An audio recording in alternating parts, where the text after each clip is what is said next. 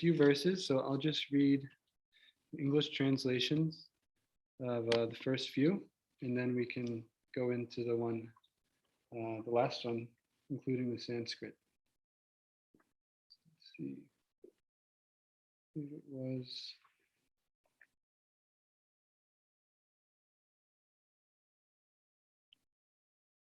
What's it, 33? What is it? 20, 28 to 33. Chapter 20, is it?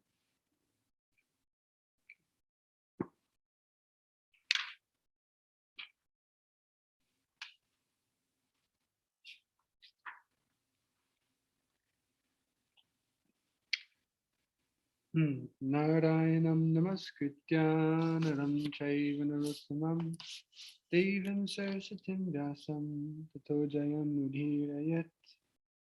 Offer my respectful obeisances unto Mother Saraswati, the goddess of learning, and to Srila Vyasadeva, the author, and unto the whole crew.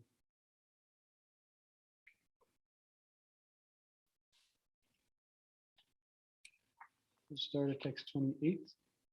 When Mars Bharat performed the sacrifice known as Mashnar, or a sacrifice in the place known as Mashnar, he gave in charity 14 lakhs of excellent elephants with white tusks and black bodies, completely covered with golden ornaments. As one cannot approach the heavenly planets simply by the strength of his arms, for who can touch the heavenly planets with his hands? One cannot imitate the wonderful activities of Maharaj Bharat. No one could perform such activities in the past, nor will anyone be able to do so in the future.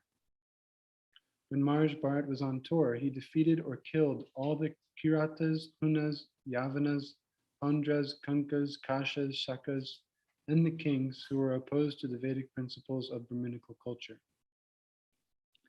Formerly, after conquering the demigods, all the demons had taken shelter in the lower planetary system known as Risatala, and had brought all the wives and daughters of the demigods there also. Maharaj Bharat, however, rescued all those women, along with their associates, from the clutches of the demons, and he returned them to the demigods. Maharaj Bharat provided all necessities for his subjects, both on this earth and in the heavenly planets, for 27,000 years.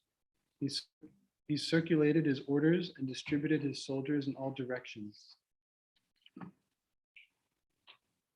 And now today's verse, so we'll read the Sanskrit. Text 33, 9:20:33. Might have to look it up. Is that there? Oh, okay. Okay, so this is one with the purport. So it goes, Sa Samrad Lokapalakyam. You guys know how to get there? SB space 9.20.33.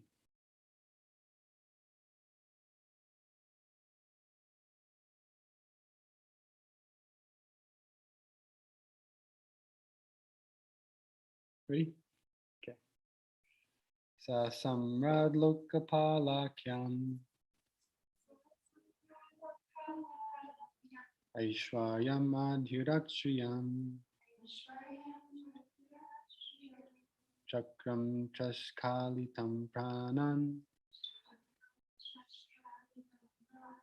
Mishityu Paramaha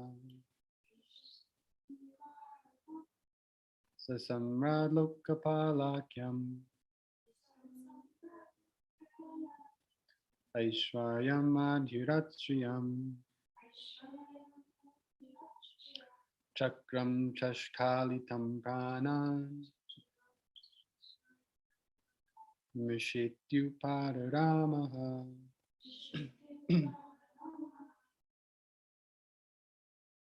Version of these. So some palakyam Aishwaryam Adhiratriyam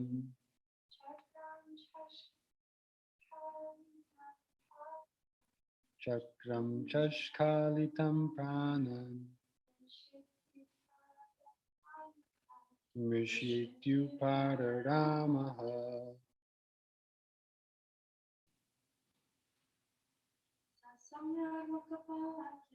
Sasamrad lokapalakyam Aishvaryam adhiratriyam Chakram chashkalitam pranam Mrishyetyu pararamaha. Sasamrad lokapalakyam Aishvaryam adhiratriyam Chakram chashkalitam pranan Mrishyetyu pararamaha. Saha, he, Maharaj Bharat. Samrat, the emperor. Lokapala Akyam, known as the ruler of all the lokas or planets. Aishvaryam, such opulences. Adhirat, thoroughly in power. Shriyam, kingdom. Chakram, soldiers or orders. Cha, and Askalitam, without failure. Pranan, life or sons and family. Mrisha, all false. Iti, thus. Upada Rama, cease to enjoy. Ha, in the past. Translation and purport by His Divine Grace, Srila Prabhupada. As the ruler of the entire universe, Emperor Bharat had the opulences of a great kingdom and unconquerable soldiers. His sons and family had seemed to him to be his entire life, but finally he thought of all this as an impediment to spiritual advancement, and therefore he ceased from enjoying it. Purport: Maharaj Bharat had incomparable opulence and sovereignty, soldiers, sons, daughters, and everything for material enjoyment.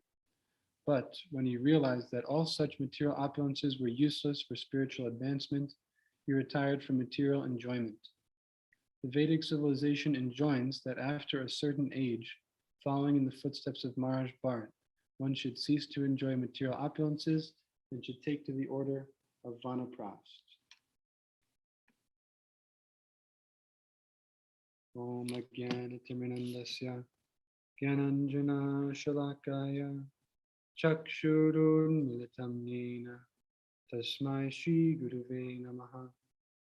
Shri Chaitanya Manobhishtam Stapitam Yena Bhutale Swayam Rupa Kadhamayam Vedati Swapadantikam Vandeham Shri Guru Shri Uta Padakamalam Shri Gurun Vaishnavamscha Shri Rupam Sagrajatam Sahagana Raghunatam Vitam Tam Sajivam Sadvaitam Savadutam Parijana Sahitam Krishna Chaitanya Devam Shri Radha Krishna Padam Sahagana Lalita Shri Vishakanvitamscha Nama Om Vishnu Padaya Krishna Prestaya Bhutale Srimate Bhaktivedanta Swami Iti Namane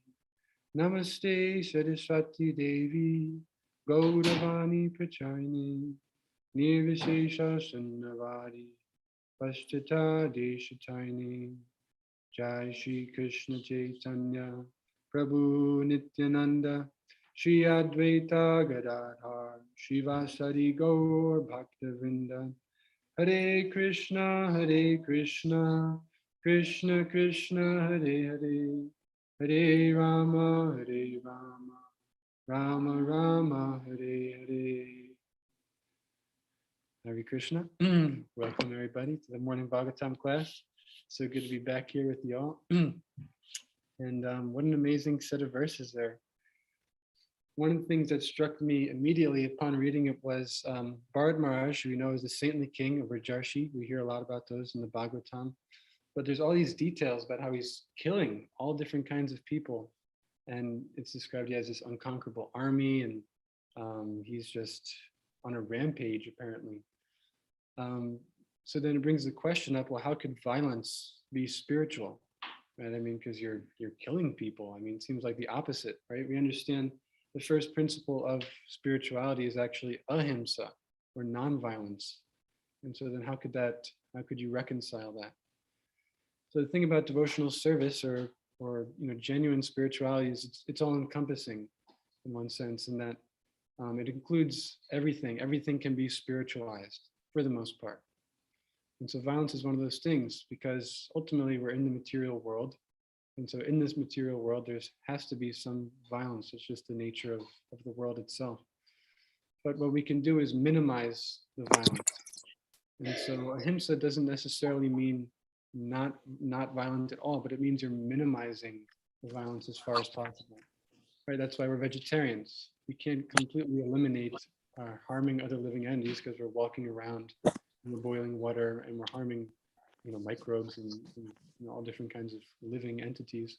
But we minimize the disturbance we're causing to others by adopting a certain lifestyle that caters to that. And so it brings up the one story of Srila Prabhupada, where he was speaking with a monk, or a priest, a Catholic priest, and he was very much into Gandhi's nonviolence movement, this priest was. And he really believed that there should just be no violence whatsoever under any circumstances, should be violent. So Prabhupada's speaking to him, and there's a bunch of nuns in the room also. And so then this priest is arguing that, there's never any need for violence. Bhagavad Gita, it's not right, or it's symbolic, because in reality, spiritual life means nonviolence whatsoever. And so Prabhupada said, well, if somebody walked into the room right now, a crazy person, and he decided he didn't take advantage of the nuns, and he wasn't going to stop no matter how much you reasoned with him, would you not stop him? And the priest said, no, because we're nonviolent. That's what he believed. And so obviously, though, that's the wrong answer, right? That's actually violence, exactly, because your violence is going to happen, and you have the opportunity to minimize it to some extent, but you're choosing not to. So actually, you're being violent in that sense, more than you're being nonviolent by not stopping them. So that's the benefit of having the Vedic canon, right? In that everything is accounted for. And we see that you can't defeat someone who's actually going just based off the Vedic teachings, because the knowledge is actually perfect. That was my whole thing when I first came to Krishna consciousness, was I was just cynical. I was doubting everything, not just in Krishna consciousness, but everywhere. And that's part of why I went to India, and I decided I wanted to figure out the truth, because I could just see through so much BS everywhere else.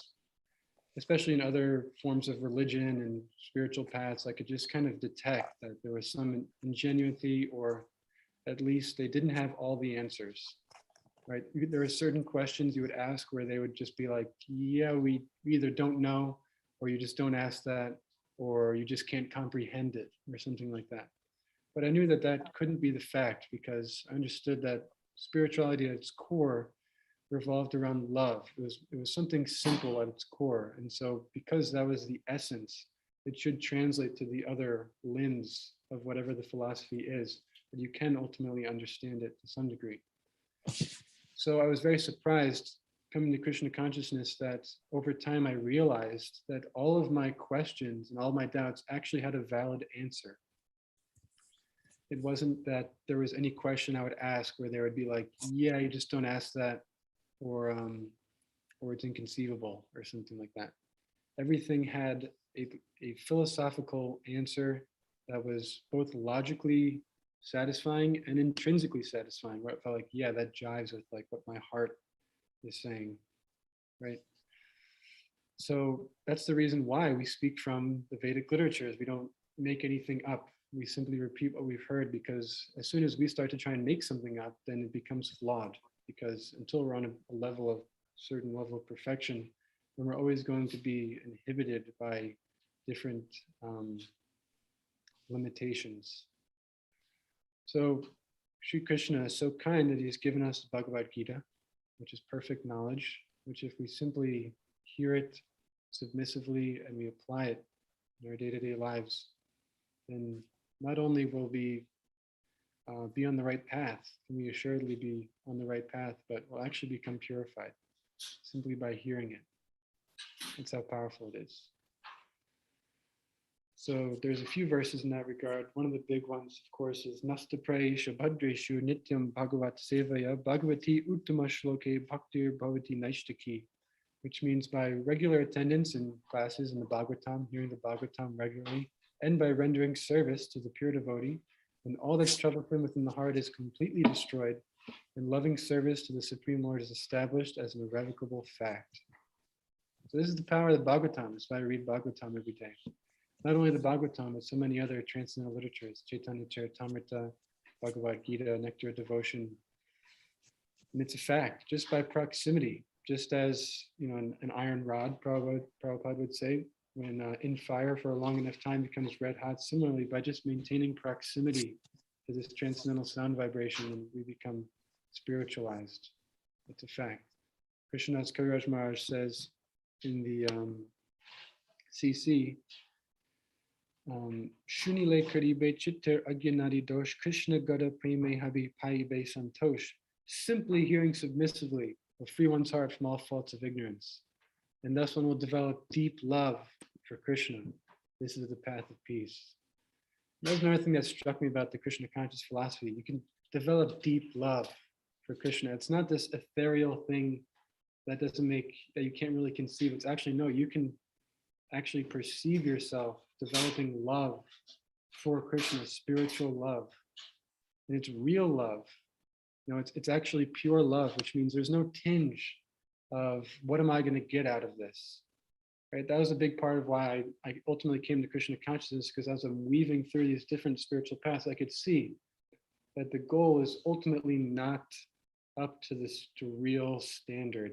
It's not totally pure, right? Like won't pick on Christianity too much, but we'll say obviously there are genuine Christians who are very elevated souls, but in general, you could see how the standard isn't so much emphasized, the pure standard, right?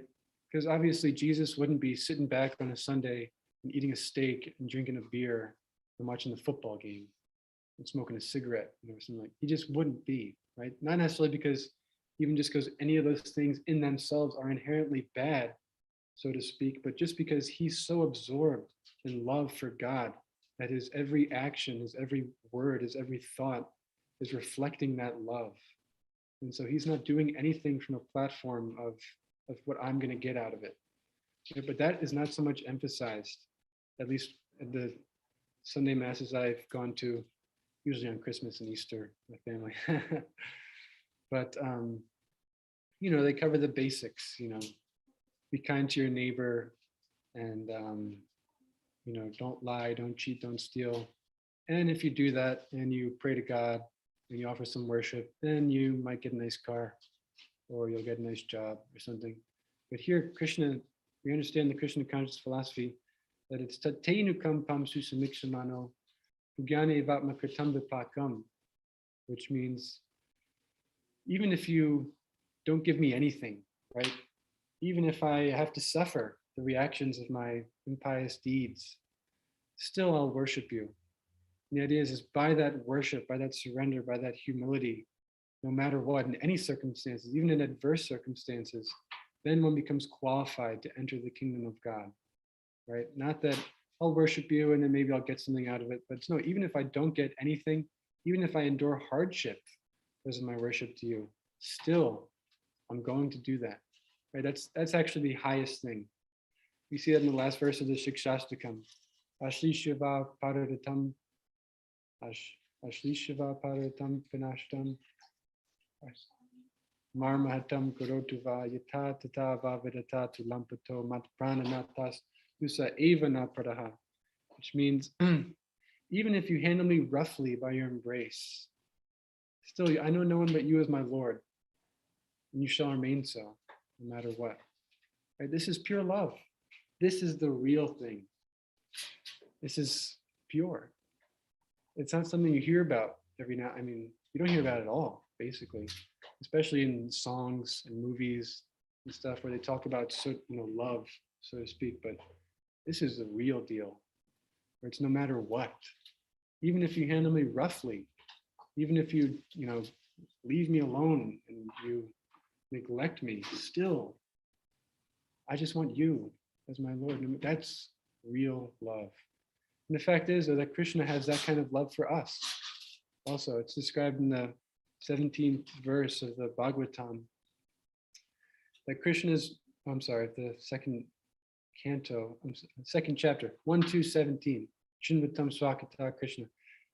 Prabhupada explains that Krishna is in more anxiety for us to come back to him than we can imagine. He's actually anxious. That's also described by Lord Chaitanya. He's anxious for us to come back to him. Right? When Rukmini wrote Krishna a letter saying that she wanted to marry him, then Krishna sent back his messenger to tell her that I can't sleep at night because I'm thinking about you, because I'm anxious about you. Krishna has his love for us. When Gopakumar in the Bhagavatamrita went back to the spiritual world, it's described that Krishna ran to him and embraced him. He was so anxious to see him. He's like, where have you been? I can't believe you're back. And then it's described that Krishna was faced with a dilemma. He was overwhelmed with love for his devotee. He said he was faced with a dilemma in the sense that he didn't have anything to give Gopakumar, but he wanted to give him some kind of gift. And so then it's described that he actually took off his own ornaments that he was wearing and he gave them to Gopakumar. And then Sanatana Goswami in the commentary tells us that this indicates that the devotee is more dear to Krishna than Krishna himself, because he's willing to give up pieces of himself to the devotee. So how wonderful is Krishna? I have to get that in there. Adi Purush Prabhu, his influence. It's a fact, I mean, this is the real deal. And it makes sense that that's what we're all after then too, right? Because what do we want? We want that kind of love. We want an undying love that never lets us down, where we feel like we're being perfectly reciprocated with at all times. We see we can't find that anywhere else, right? Every other kind of love we see, for the most part, is conditional, in that it's based on some kind of give and take. But with Krishna, it's not like that. It's actually pure love. It's actually pure. Yeah. So we should go for that, because what could be better? That's what we're after. How could we be after that if we've never perceived it before, right? It's not available in the material world. It must be available somewhere else. We must have perceived it at another time. And that time was when we were with Krishna.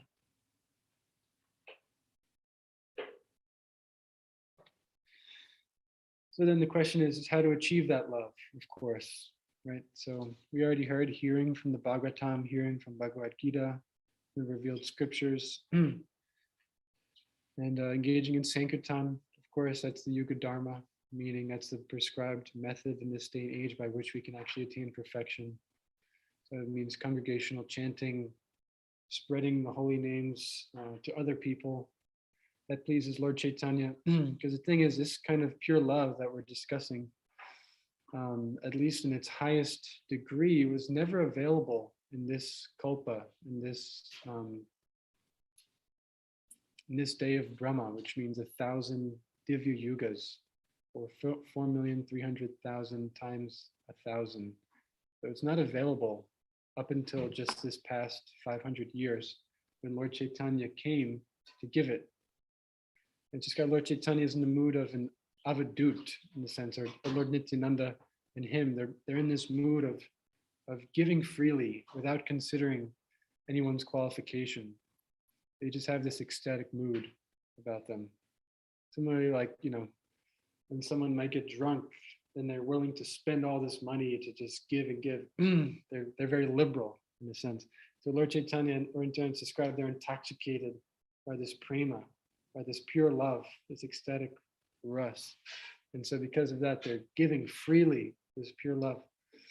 And so the thing is Krishna, when he came, when he spoke Bhagavad Gita, he described, surrender unto me, and then I'll relieve you from all your past inflict, the karmic reactions and stuff.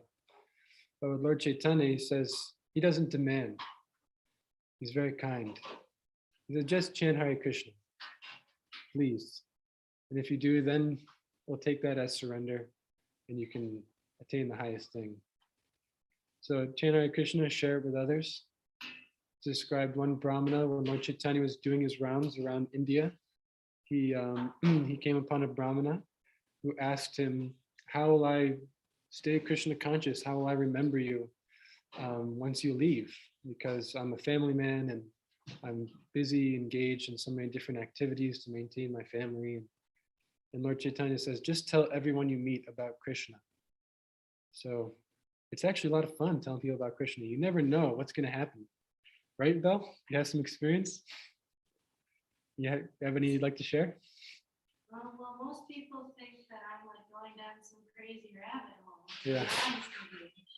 But, I brought in a lot of friends to Soul Spot or Kirtan. For the most part, it's like half and half. Half people are like, oh, you're crazy. Half people are like, oh, you're crazy, but wait, there's something there. Like, they see the proof is in the pudding. Let's see what that's about. They take something. Yeah, for sure. I mean, it is crazy. It is crazy, actually.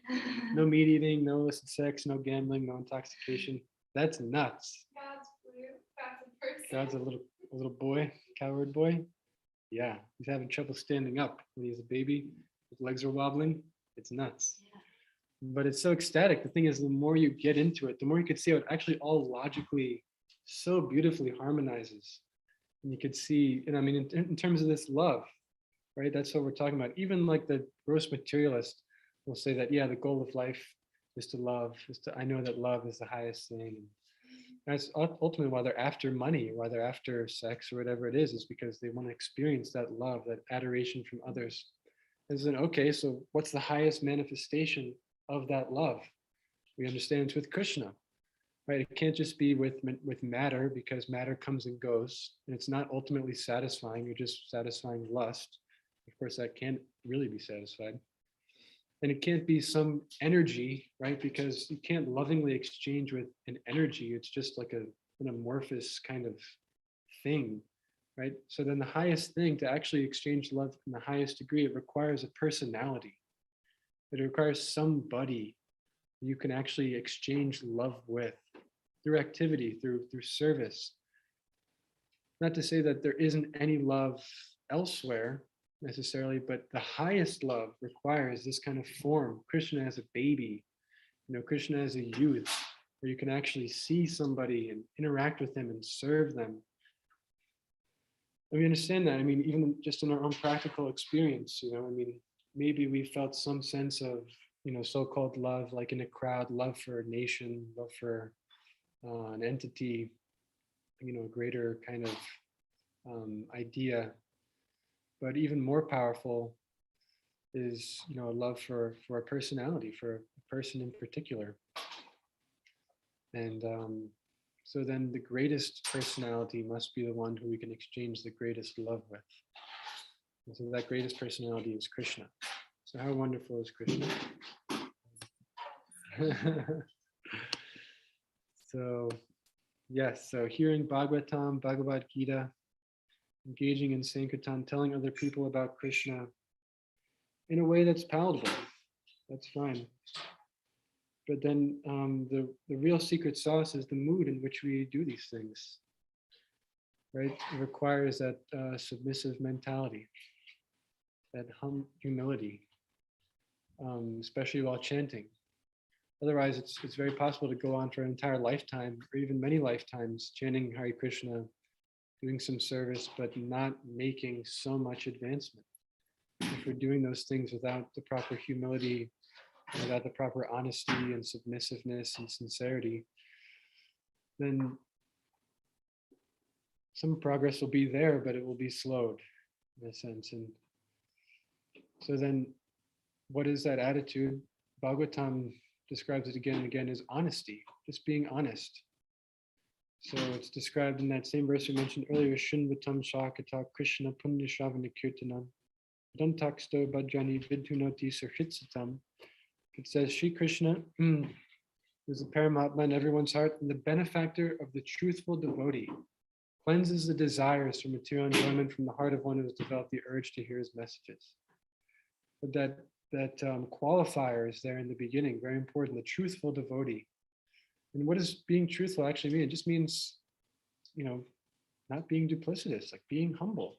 Because if we're actually honest with ourselves, we'll see that we have some issues to work out, right? We have some anarthas to work out. And so if we just recognize that, we obviously we don't have to dwell there in our anarthas and the fact that we're fallen to some extent.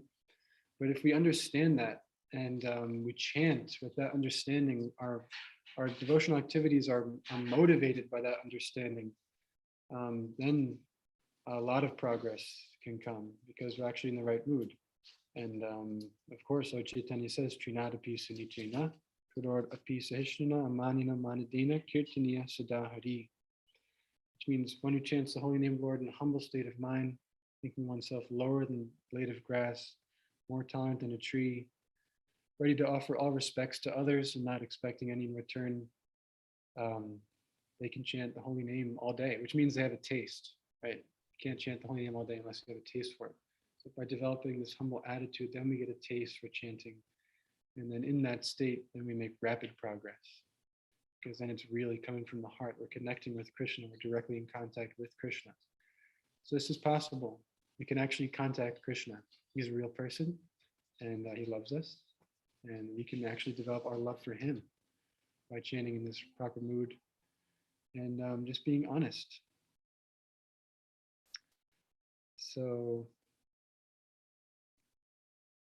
humility is required. Humble heart makes a big difference.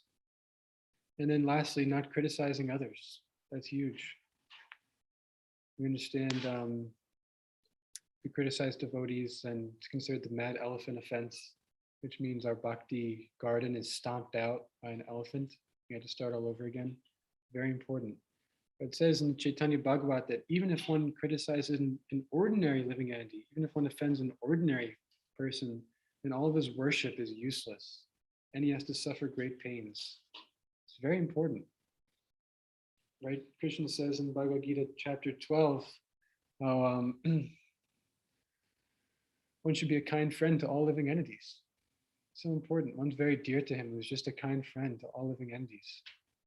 So if we develop this attitude of just being a friendly person, especially in our going out and doing Sankirtan, doing book distribution and stuff, if we have this attitude of just trying to be a friend to others, then the results are huge, much huger than if not only in terms of number of books that go out, but in terms of our hearts being purified. So it's a big thing. Those are the two big ones. We understand if you could just follow the 4 regs, chant your 16 rounds, you'll definitely make rapid progress. Definitely make progress, but if you could hear Bhagavad Gita with a humble heart, with submissiveness, with attention, and avoid criticizing others, then success is really guaranteed, especially if you could avoid criticizing others. It's described, many of the great acharyas, teachers in our line, would just leave a place if they started hearing criticism of a devotee. They would just get out of there. And they have every right to, because any devotee knows that, criticizing devotees is not good. So if you just up and leave, it's okay. And then maybe they'll recognize. Or, you could just, be the party pooper and just start saying something nice about the person. And like, actually, this is, I appreciate this about them. And yeah, if we do that, we'll feel in our heart that we are getting inspired from within, like some confirmation that that's the right thing to do. And of course, in the long run, then we can make progress. It's very easy for a devotee to go 30, 40 years in the movement and then look back and say, I don't have a taste for chanting still. I don't get it. Why is this not, working for me? And the reality is that if we are loose with our criticism of others, of devotees, then our heart will remain hard. And if we have that dirty, hard heart, then Krishna won't want to come and sit down there. But if we're very careful to neglect that stuff in us, in our heart, that is pushing us to be critical and um, to be mean, then gradually that stuff will wither away, and we can actually become pure, as long as we're following the other principles and chanting sincerely. So we'll wrap it up there. If there are any questions from our live, yes, Belle. I'll just repeat what you say for the people on the Zoom here. Thank you for your class. So you brought up so many pertinent things, and in many ways I really appreciate the importance of don't criticize others. And at the same time, one thing that I've always had trouble reckoning with, or like answers for, is being in this material world. At the same time, the reality is that, whether it's devotees or non-devotees, there sometimes will be issues interpersonally. I don't want to go as far as saying it, like things such as abuse or harm between community members or outsiders. How in this material world, in the stage we're in, how do we reckon a healthy middle ground between, don't needlessly criticize devotees, don't gossip, don't say things that are going to just bring others down, and at the same time, how do we cultivate healthy discussion should the community be harmed because of another devotee? How do we call each other out when one has harmed us? How do we develop sort of healthy middle ground so we're not just gaslighting one another through life? Sure. Yeah, Belle was asking where to find the middle ground, in a world where, sometimes people need to be spoken to or reprimanded. How do we deal with that while at the same time maintaining this mentality of not criticizing others? It's a great question. Yeah, and I definitely don't want to convey the idea that we're just meant to be let people walk all over us or walk all over others. But I think it's actually in this section, Bharat Maharaj. It's in one of the governing sections where it's described that one who abuses a woman, either sexually or just physically, should be punished in such a way that everyone else will be scared to do that same activity because of how severe the person was punished, right? And so that's the perfection of the Vedic canon, that middle ground is there between dealing with people who commit wrong and also not being critical, overly critical. And I think the middle ground really lies in honesty, right? We have to ask ourselves when we're about to say something to someone, are we just trying to make a point, or are we actually trying to make a difference? And that'll change everything a lot of the times. Our whole mentality, what we were about to say, completely shifts from a place of malice, even if in our mind we're saying, well, I have to say this, it's just for me to say this, it's just, to actually wanting to help the situation. And if we come from that place, then the person can feel it also a little bit more. They still might be a little bit taken, there might be a little pinch there when you bring something up, but it will be much different than if we just shoot from the hip and go for that. So that's a big one that I found personally makes a huge difference in my communication. Another one too is, especially if you're in like a devotional community and maybe somebody is just feeling a little hard-headed, and especially if maybe we're junior to them, then it's considered the right way to do is not necessarily to approach them ourselves, but to go to the authority, wherever the authority is in that place, and just express our hearts to them. And even there too, we could, ask ourselves if we're making a point or making a difference, and then it's their duty then to take care of the situation. And yeah, that's the nice part about being kind of junior. You don't have to deal with it as much. You can just kind of bring it to the higher ups, or just think, well, hey, that's not my service. But yeah, it's a fact that eventually we all will have to deal with situations and people like that. That's a big one. That kind of nonviolent communication, and yeah, we also have to be reasonable and think, well, what's the best way to handle this situation? And sometimes it might be taking strong action, but that comes with time, that kind of understanding and honesty.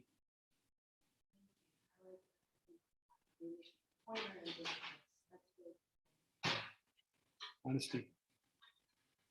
Yes, Emily. Okay, so along the same line, but more like kind of what's going on in the head, not speaking out, but in the head, you have to observe things. And honestly, how I've had to become more quote unquote critical, I think really Yeah. because I have this tendency of like, everything's okay, everything anyone is doing is just amazing and they're awesome. Yeah. And so I actually have to develop some kind of being a little bit more hard in my mind. Yeah. So what's the difference of when you see something, being able to process it and not criticize them internally?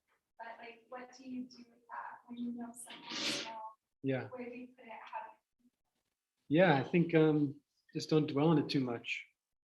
I mean, Emily was asking, how do we, sometimes, especially with devotees, they may have this mentality of, optimism and thinking everyone's doing great and stuff. But then you're also seeing things that, force you to take those into account. So,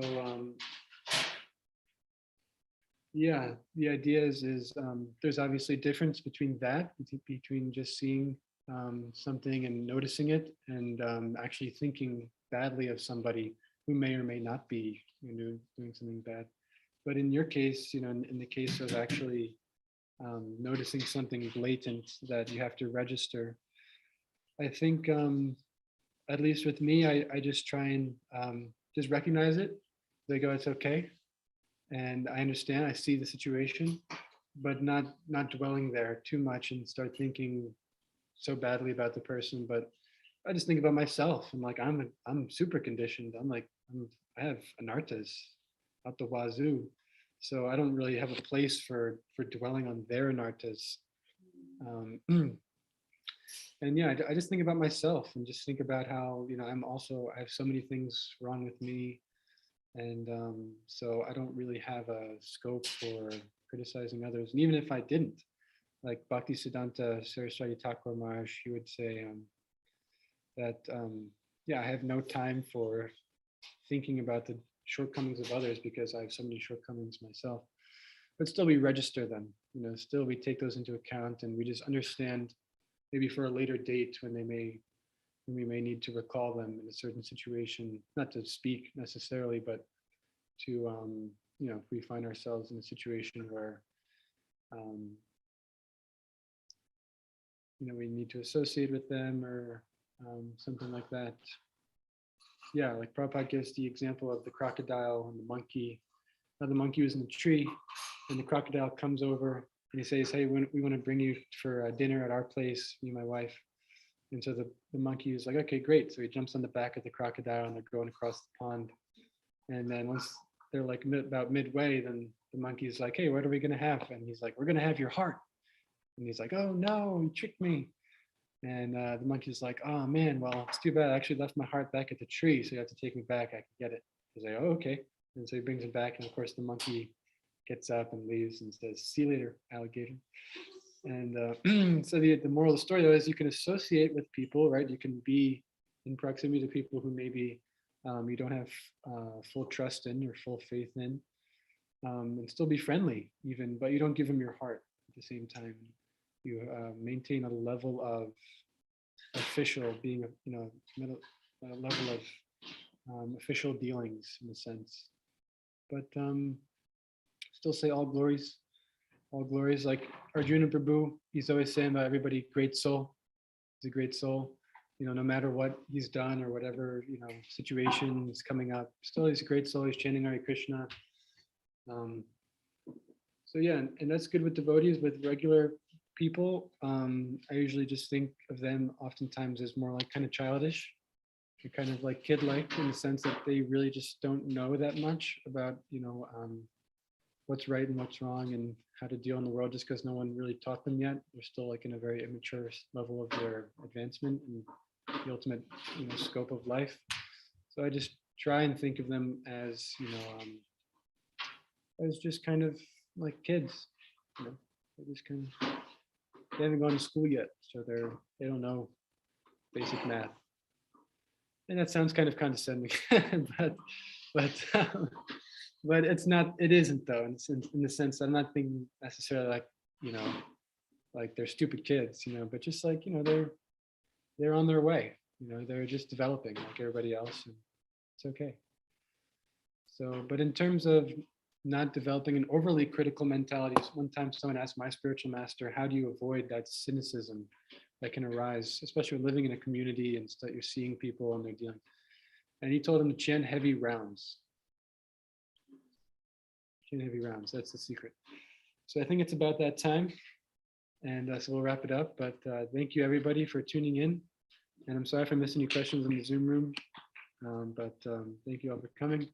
And Srila Prabhupada ki jai. Gaur Bhaktivinoda ki jai. Hare Krishna.